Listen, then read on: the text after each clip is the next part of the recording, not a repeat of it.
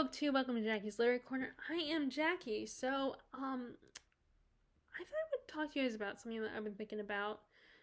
I recently started watching The Artful Dodger. It's on Disney Plus.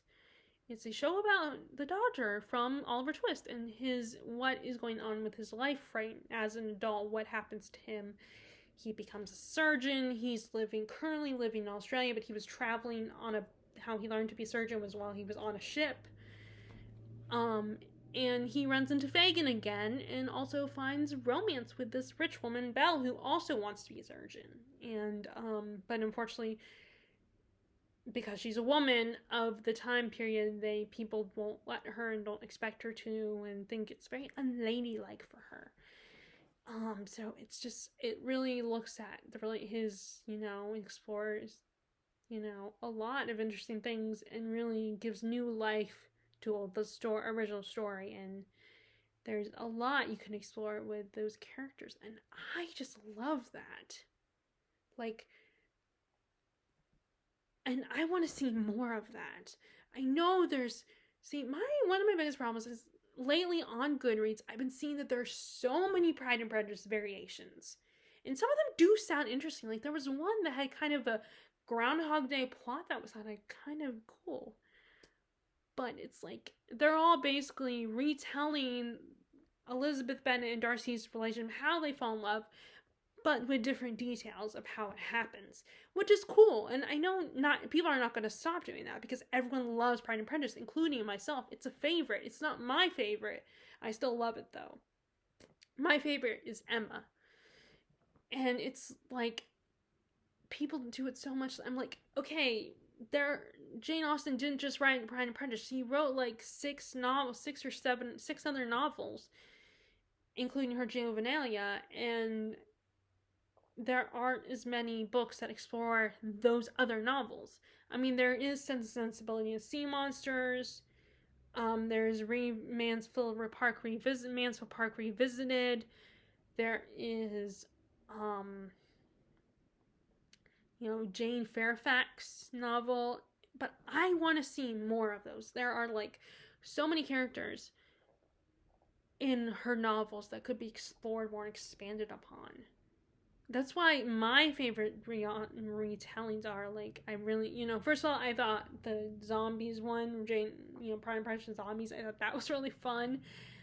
I didn't read Sense, Sensibility, and Sea Monsters. I would like to though, and I think I've seen it at the library, but I haven't gone back to the library yet. I keep thinking about it and debating it because it's like I have so many of my own books, and I don't want to fall behind and have anxiety because I'm like, oh, I have to prioritize my library book so I can finish it and return it. But then I have all my other books that I'm reading, and I don't like that. So it's very hard to decide when to go back to the library. And I know I'm not going to just get 1 or 2 books. Probably get like 3 or 4 books from the library. Because it's like, oh, I'm not paying for it. I just have to read these and then return them. So it's very easy for me to do more than 1 book. But anyway, and,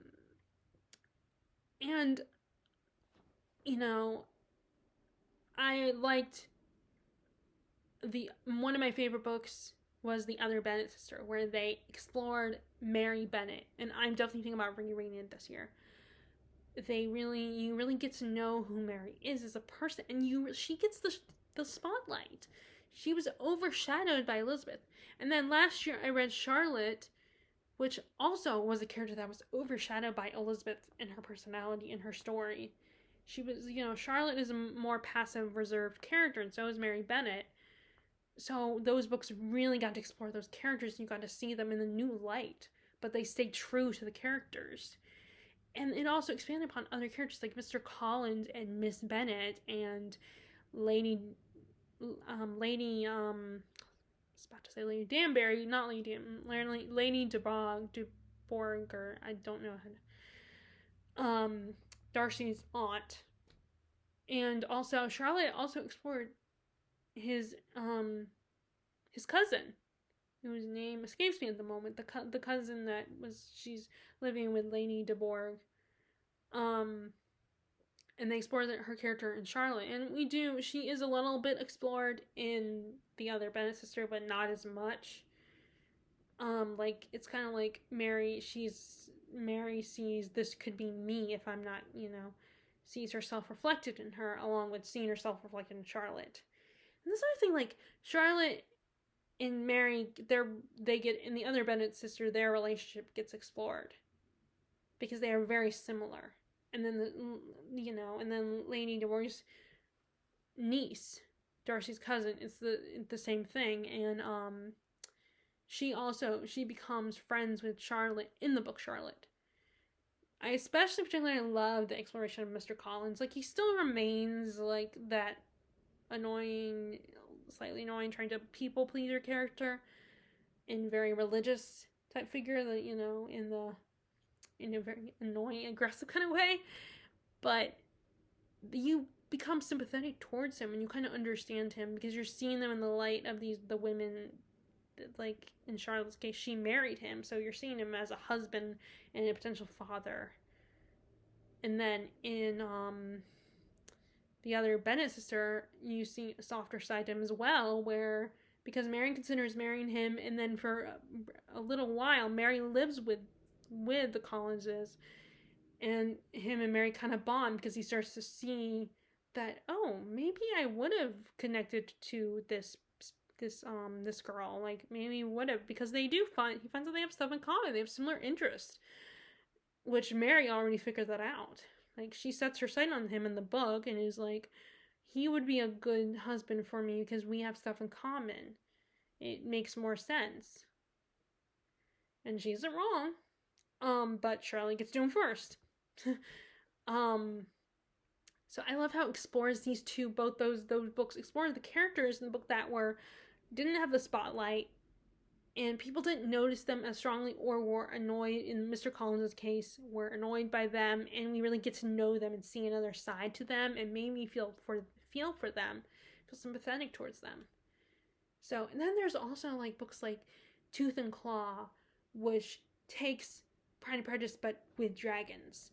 Like the characters are literally dragons, so we get to see acting out the events of Pride and Prejudice, but using these creatures and finding creative ways to still tell the same story, or at least a Regency romance type story, but with these huge ass creatures, these fire breathing creatures, and it's a very unique, fun way of telling a story. And then we also, same thing with Pride and Prejudice and zombies, where they add the zombies into the mix. And the idea of them fighting zombies, they're zombie fighters, and and also still allows you to explore the whole like how women have to act ladylike, and it's debatable if they be slaying zombies. And then I haven't started the series. I don't know if I'm going to start it now or save it for July, Jane Austen July.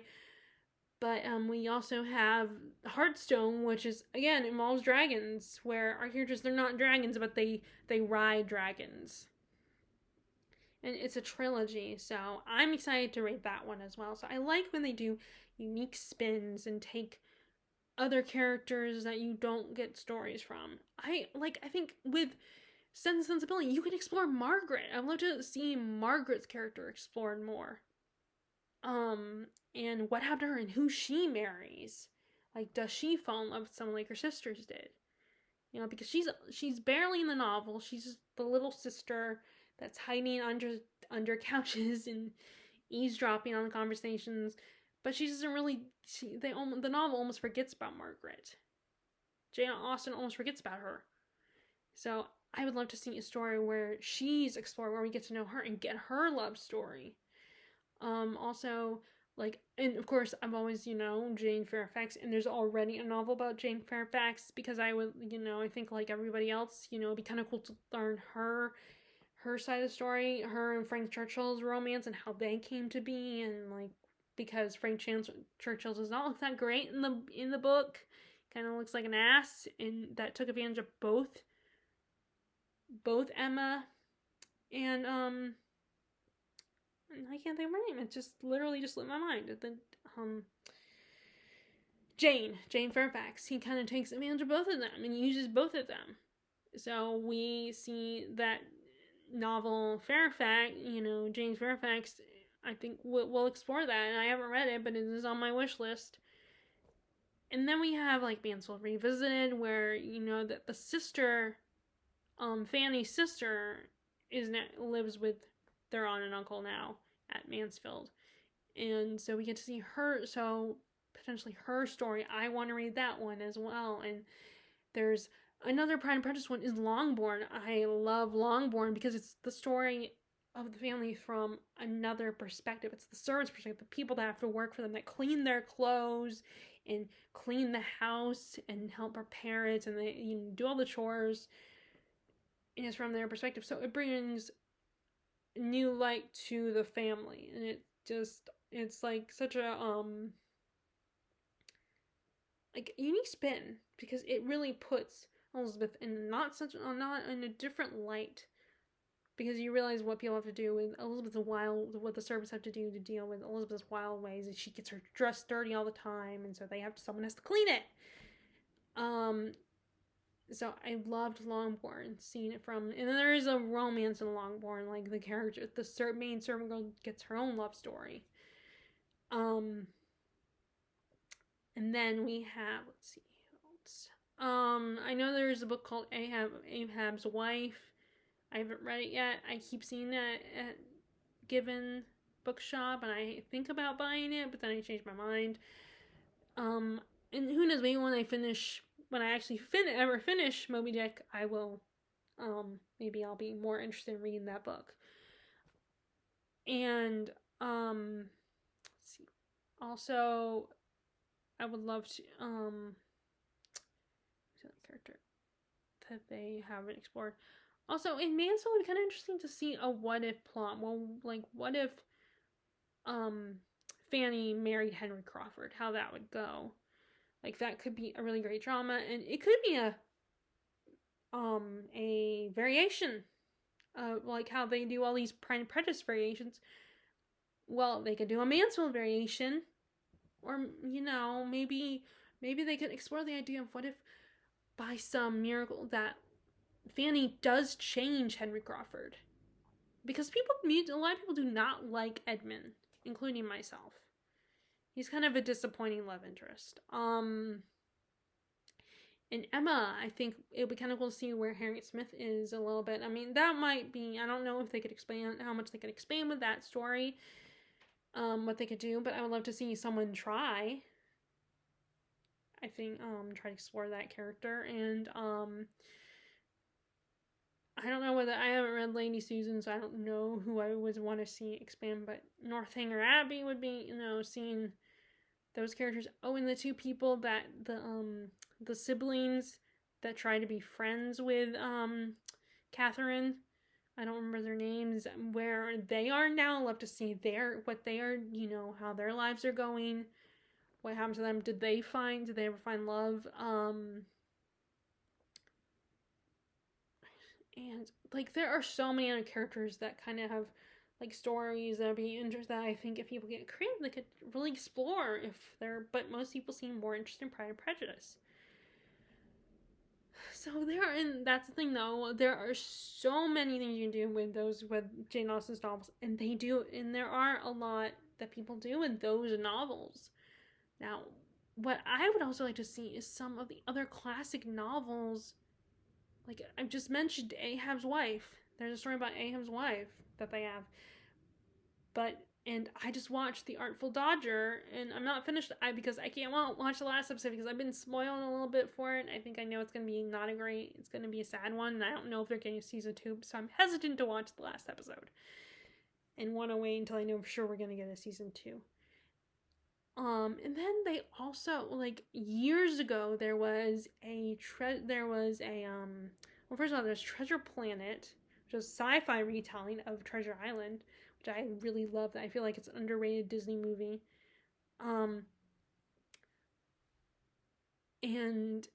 But also they have this Black Sails, which is a prequel story to Treasure Island, where we learn about Captain Flint. We actually get to meet him. We don't just hear about him. We actually get to interact with him and know his story. And they do something kind of interesting with his character that you don't that's kind of surprising. But I liked it. I liked the new take on his character. Especially when we didn't get to explore. And then we also get to learn about Long John Silver and how he became the Long John Silver we know in Treasure Island. And they also take the history of other pirates and the island. We learn about the island they live on. So there's a lot of pirate history involved in the story. So I think that is just really cool that they explore and go beyond what we got in Treasure Island. And I just love that. I love seeing stories that go beyond, take the classics and go beyond what we already have and expand it, explore other characters and their lives, and whether it's the origins of them or what they're doing now in the present, in like after the, let me rephrase that, after the events of the book. Not today, because like we're talking classics would be, they wouldn't exist now. But we also, now that The Great Gatsby is off of copyright, so it's free now, so anyone can do anything with that. So we had that story about Jordan, and we have all these stories about Jordan, and there's other stories. There's like stories about Daisy coming out. There is a novel about Daisy coming out, and there's one I remember seeing recently that I think it was a Great Gatsby spin-off or something. And just so, and I think it'd be kind of interesting to see Gatsby, James Gatz, and those adventures he went on before we get to the events of The Great Gatsby. I think that would be a really cool story. But yeah, there's always so much more to do with these stories, especially because, and also if you didn't absolutely love that classic, sometimes you can improve upon it. And I know there's a novel coming out about Estella from Great Expectations, and the story from her perspective. That, and also the Miss Havisham, I would love to see what happened, how she got to the point that she is in the book. And then of course there's the famous Wide Sargasso Sea, which is Bertha, Antoinette, and Mason's story, and how she met Rochester, and how and what was, and it probably explores her mental health and why she became unstable and kind of lost herself. We get to see that, and how she ends up the mad woman in the attic. And then of course there's I Have Rebecca's Tale, which I want to read this spring, and I have it somewhere.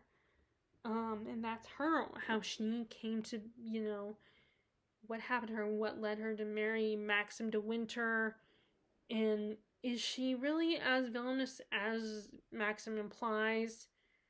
And now it's definitely, there's great open opportunity for authors to like stories like that, where the guy is supposedly has to deal with a crazy woman, and you turn out, a lot of female authors can explore the idea of maybe this woman is not that crazy. Maybe it's the guy who's really the antagonist.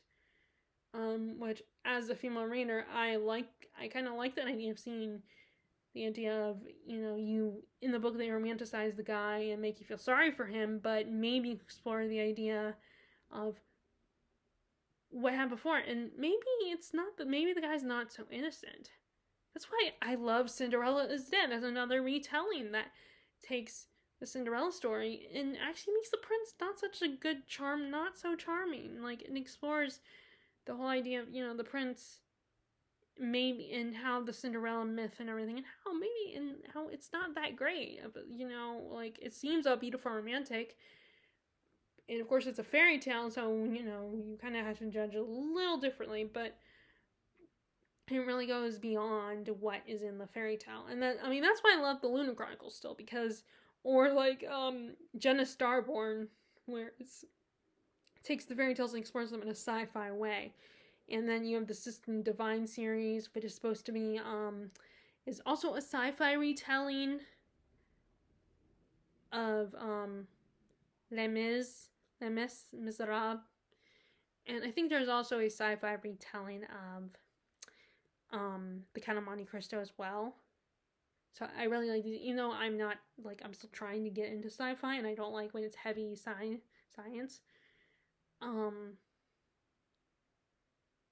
So I just, basically what I'm getting is, I want to see, there's so many, I like certain retellings, like, I'm very picky about it, and I want to see, you know, the classics being re-explored in new ways, and just going beyond the, you know, and taking, and not just doing the same ones. Like, I definitely, even though I love the Beauty and the Beast, and I'm one of those people who actually enjoys all these Beauty and the Beast retellings, but I still kind of get what those people who complain about it and don't want another Beauty and the Beast retelling, how it can be incredibly annoying, because it's like, there are so many fairy tales, and fairy tales that haven't been explored.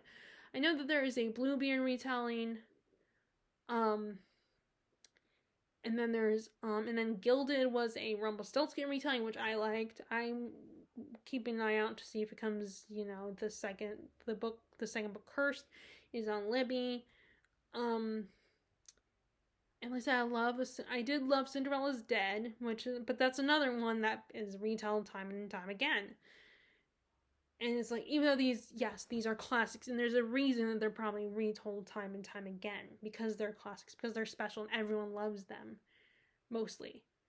But now it's time to explore other fairy tales. And I agree, I do want to see that. I want to consider all these other fairy tales. And you could have a lot of fun with this. I think people could get really creative and come up with new ideas and new approaches to the story. And then also maybe examine certain things in the story, like, but in a fun way, like exploring gender flipping things, or the idea of the story and how, like, they're always love at first sight, but then exploring, well, maybe there's a reason that they're love at first sight. Maybe it's not so innocent and so romantic. Like I said,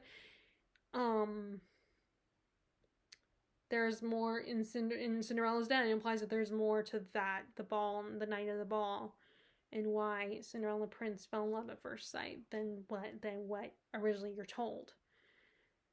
And it's just so many, you know, so much authors can do, and I want to see more adaptations that expand upon the original stories and the original characters, and not just Jane Austen stuff, but like I said, Dickens.